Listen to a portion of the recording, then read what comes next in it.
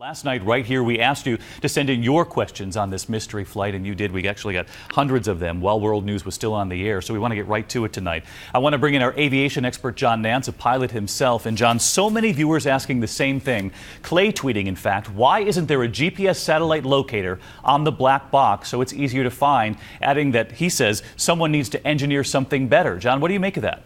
He's exactly right. I wish we could. The problem is that if this thing happens to be under 15 or 16,000 feet of water, you can't get a radio signal out to reach a satellite. Even on land, if it's too enfolded in metal, if a crash situation is on land, then that may also be a problem. But I agree, if we could find an engineering solution, that would be excellent. And John, the next question has to do with the cockpit and the pilots themselves. Cody asking, is there a legitimate reason to turn off the trackers, pilots shutting down the systems that track their plane in the first place?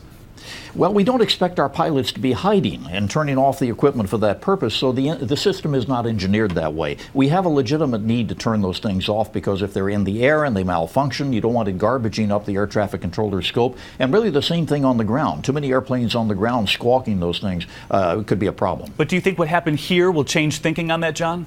It could, but then again, we've got 93,000 flights a year, David, over the Earth, and every one of those gets to their destination almost always. We've never had this happen before, so the impetus really isn't there to change. All right, John, stick with us here. I want to bring in David Curley, who's been with us every step of the way. This next question for you, David, and this came up repeatedly. A viewer asking, if the plane has crashed into the ocean, why aren't they using submarines to help in the search? It is a good question. The U.S. doesn't talk about what its submarines can do or what they are doing. But two experts tell us it may not be the best tool to look for these black boxes. The reason is they work at 20,000 feet down, but they only radiate a signal about a mile. So you really have to be on top of it to actually hear it. So the sub may not be the best tool to do that with, but we don't know whether they're actually using them or not. To hear it, and you're talking about the pinging there, you bring that up. We know there's just about 2 weeks left.